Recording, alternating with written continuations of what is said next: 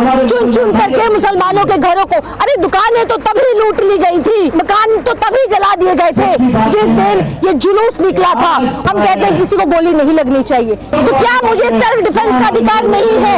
अगर कोई मेरी इज्जत लूटने की कोशिश करेगा तो क्या मुझे कोई अधिकार नहीं है? कानून मुझे कोई अधिकार नहीं देता क्या? है, बिल्कुल मुझे अधिकार, कानून मुझे अधिकार देता है, संविधान मुझे बहुत से अधिकार देता है। मुझे खाने पीने जीने की और सम्मान तरीके से जीने की आजादी मुझे यही संविधान देता है। पूरा बहराइच दंगे की चपेट में, पूरा बहराइच जल चुका है। ये देश की जो मीडिया दिन रात नफरत परोसने का काम कर रही है कि मैं मुसलमान हूँ, मैं एक हिंदुस्तानी मुसलमान हूँ। यहाँ पर मेरे सामने कई ऐसे भाई हैं जो यहाँ पे टोपी और दाढ़ी में आपको नजर आएंगे। हम अक्सर कहते हैं आप हमारा नाहक खून बहाना चाहते हो, हम वो भी बर्दाश्त करने को तैयार है। आप इस बात को, हम हमेशा इस बात को कहते हैं कि आप, लेकिन हुजूर पाक की शान में अगर कोई गुस्ताखी करेगा, इस तरीके के शैतान, ऐसे शैतान अगर इस देश के अंदर प्रशासन की छूट पर यहाँ पर जिस तरीके की राजनीति करे अपने व्यक्तिगत स्वार्थ के लिए, तो ये कोई भी मुसलमान बर्दाश्त नहीं करेगा। सिर्फ आप टोपी देखिए, दाढ़ी देखिए, किसी का बुर्खा देखिए, किसी का हिजाब देखिए, और इसी के नाम पर अगर मेरी टोपी, मैं प्राउड से कहती हूँ कि मैं मुसलमान हूँ, मैं एक हिंदुस्तानी मुसलमान हूँ। यहाँ पर मेरे सामने कई ऐसे भाई हैं जो यहाँ पे टोपी और दाढ़ी में आपको नजर आएंगे। हम हिंदुस्तानी मुसलमान हैं, लेकिन अगर मेरे हुजूर पाक सल्लल्लाहु अलैहि वसल्लम की शान में कोई गुस्ताखी करेगा तो इस देश का मुसलमान इस बात को बर्दाश्त नहीं करेगा। हम अक्सर कहते हैं हमारी मस्जिदों को आप गिराते हो, आप गिराओ। अगर आप नफरत की राजनीति ही करना जानते हो, आप गिराओ। आप हमारा नाहक खून बहाना चाहते हो, हम वो भी बर्दाश्त करने को तैयार है।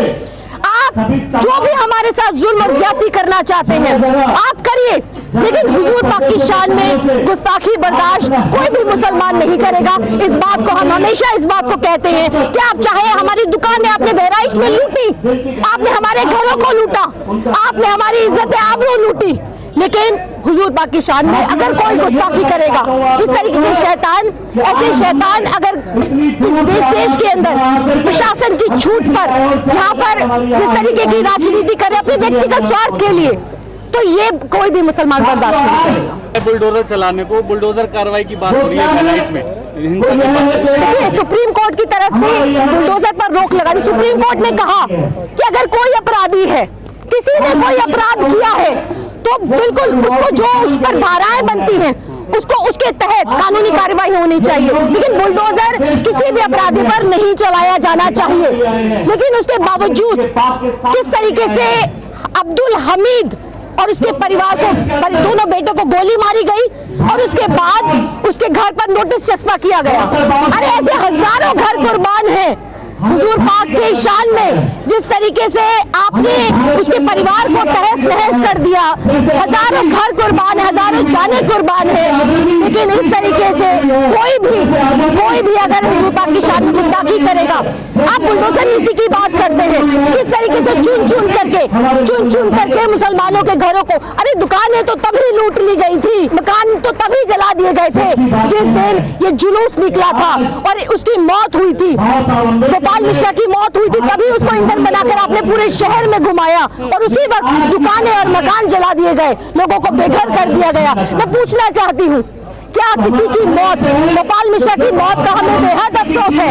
उसकी मौत नहीं होनी चाहिए थी, नहीं मारा जाना चाहिए था, लेकिन उसको मोहरा बनाया गया, उसको मोहरा बनाकर इस्तेमाल किया गया।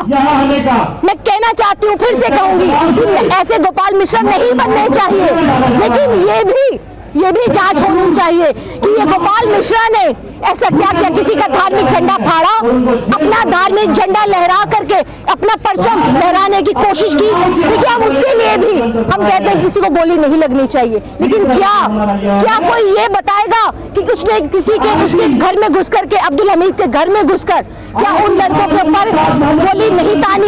क्या उसके पास कोई हथियार नहीं था? ये आप बताएंगे? क्या आपके पास कोई प्रूफ है इस बात का कि उसके पास कोई बंदूक, कोई तलवार, कोई ऐसा हथियार नहीं था, या कोई ऐसे उसमें आपत्तिजनक ऐसे शब्द नहीं बोले जिससे किसी भी व्यक्ति का, मैं मुसलमानों की बात नहीं करती, मैं किसी भी व्यक्ति की, हिंदू समाज की भी बात करूंगी कि अगर घर में महिलाएं हैं और आपने कोई ऐसी बात या ऐसी कोई हरकत की, तो क्या मुझे सेल्फ डिफेंस का अधिकार नहीं है।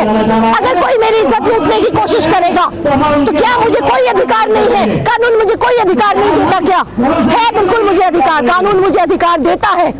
संविधान मुझे बहुत से अधिकार देता है। मुझे खाने पीने जीने की और सम्मान तरीके से जीने की आजादी मुझे यही संविधान देता है। तो फिर इस तरीके से गोपाल मिश्रा ने ऐसा क्या किया कि जिसकी वजह से आक्रोशित होकर के किसी को गोली चलानी पड़ी? गोली वाकई उन्होंने चलाई भी या नहीं, ये कैसे तय होगा? ये जांच होनी चाहिए और जांच में पता चलना चाहिए कि जो 2 लोगों को गिरफ्तार किया गया है, 2 लोगों को एनकाउंटर करने की कोशिश की गई है, क्या वो जिम्मेदार है भी या नहीं? जिस तरीके से लोगों के घरों को जलाया जा रहा है, क्या वो परिवार जिम्मेदार है भी या नहीं?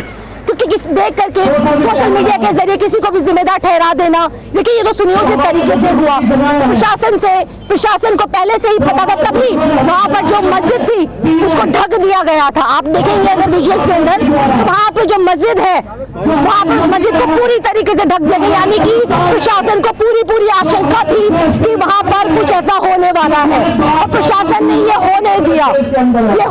महाराष्ट्र के अंदर चुनाव है, महाराष्ट्र के चुनाव में आपने देखा कि किस तरीके से चुनाव से पहले ये सब जो किया जा रहा है, और उत्तर प्रदेश के अंदर जो उपचुनाव होने वाले हैं उस सब के लिए ये माहौल बनाने की कोशिश की जा रही है। देखिए, जिस तरीके से आप देख रहे हैं कि देश भर के अंदर मुसलमानों को सुनियोजित तरीके से उनको चुन करके मारा जा रहा है, मॉब लिंचिंग की जा रही है। जिस तरीके से आप देख रहे हैं कि मुसलमानों के घरों को, उनकी दुकानों को जलाया जा रहा है। देखिए, अभी बहराइच के अंदर किस तरीके से आपने पूरा देखा, वो दंगे की तस्वीर आपने देखी, और उस दंगे की चपेट में कौन आया, कौन मरा, कौन वहां पर जो दुकानें और मकान जलाए गए, कौन? हमें एक व्यक्ति जो कि गोपाल मिश्रा, उसकी मौत का बहुत अफसोस है, बेहद अफसोस है कि उसकी मौत हुई। इन सब के अंदर धर्म की आड़ के अंदर जिस तरीके से उसको मोहरा बनाया गया, जाहिर है आज हमने देखा बहराइच के अंदर किस तरीके से एक धार्मिक जुलूस निकलता है, एक व्यक्ति किसी के घर में घुसता है, छत पर चढ़ता है, धार्मिक झंडा लगाने की कोशिश करता है किसी दूसरे धर्म का झंडा हटा करके, और उसके बाद हमने देखा कि उसकी मौत की खबर आती है। देखिए, अभी तक ये जांच का विषय है और ये जांच होनी चाहिए कि उसने उसके बाद उस परिवार के साथ कुछ करने की कोशिश की, नहीं की, क्या हुआ, ये पुलिस तय करेगी। पुलिस अपनी चार्जशीट जब लगाएगी तो उसमें पता चलेगा कि उसके अंदर जांच के अंदर क्या हुआ, क्या नहीं हुआ, और उसके बाद हमें ये पता चलता है कि उसकी लाश को किस तरीके से केरोसिन ईंधन बना करके इस्तेमाल किया जा रहा है। पूरे बहराइच के अंदर, पूरा बहराइच दंगे की चपेट में, पूरा बहराइच जल चुका है। इसी तरीके से नरसिंहानंद हो, जिस तरीके से रामगिरी महाराज हो, मुकुट शर्मा हो, नवीन कुमार जिंदल हो, इस तरीके के तमाम लोग जो हैं, जो बड़े बड़े मंचों से, ऐसे बड़े बड़े नेता, भाजपा के नेता जो बड़े बड़े मंचों से इस तरीके के भाषण देते हैं, मुसलमानों के आर्थिक बहिष्कार की बात करते हैं, आपत्तिजनक शब्द बोलते हैं, तो देखिए इस देश के अंदर किस तरीके का पैटर्न और किस तरीके से मुसलमानों के खिलाफ ये पूरी साजिश रची जा रही है। चुनाव में किस तरीके से हमने देखा कि हरियाणा के अंदर क्या हुआ, किस तरीके से महाराष्ट्र से एक व्यक्ति जो कि अपने बेटी के घर से लौट रहे थे, उनकी टिफिन के अंदर क्या वो खाते हैं उसको लेकर के किस तरीके से उनकी पिटाई हुई, उनको मारने तक की कोशिश की गई। हरियाणा के अंदर एक व्यक्ति को किस तरीके से मारा गया, इसी सिर्फ शंका के आधार पर पहलू खान, अखलाक जैसे तमाम लोग हैं जो इस नफरत की भेंट चढ़ चुके हैं। मैं पूछना चाहती हूँ कि आखिर ये कब तक आप धर्म को हथियार बनाकर लोगों को लूटते रहेंगे, मारते रहेंगे, कत्लेआम करते रहेंगे? ये देश सबका है। इस देश का आपसी ताना बाना की बात करें, हम आपसी सौहार्द की बात करें, देखिए ऐसे लोग जो आपसी सौहार्द और आपसी ताना बाना और भाईचारे को खत्म करने की कोशिश कर रहे हैं, नरसिंहानंद हो चाहे रामगिरी महाराज जैसे लोग हो, इनको आखिर क्यों उनको जेलों के भीतर नहीं डाला जाता?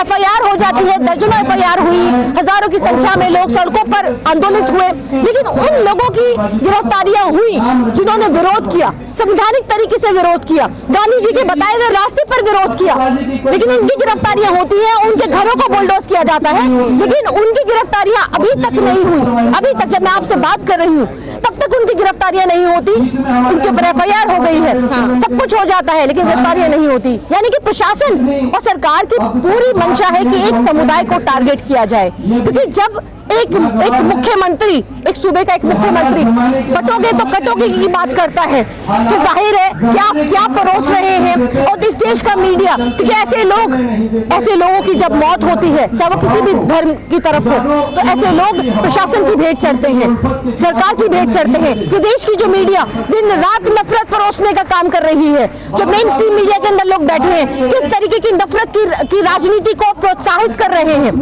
ऐसे लोगों किस तरीके से उनका मनोबल बढ़ाने की कोशिश कर रहे हैं, क्योंकि कहीं पर अगर कोई मौत होती है तो उसमें सिर्फ धर्म देखा जाता है। मुजफ्फरनगर देश भर के अंदर आप देखिए कि यही एक पैटर्न चल रहा है।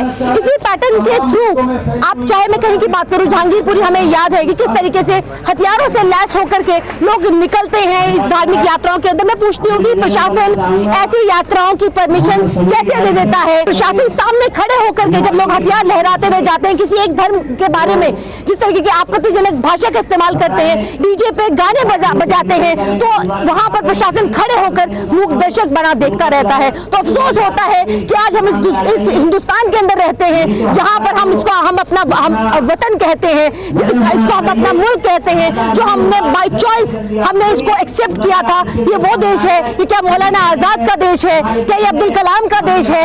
ये आखिर ये इस देश को कहां लेकर जाया जा रहा है? 2014 के बाद से लगातार हम देख रहे हैं कि हिंसा, जिस तरीके से हिंसा को प्रमोट किया जा रहा है, आप चाहे गोदी मीडिया का आप चैनल खोल के देखिए, अखबार की सुर्खियां देखिए, सिर्फ एक समुदाय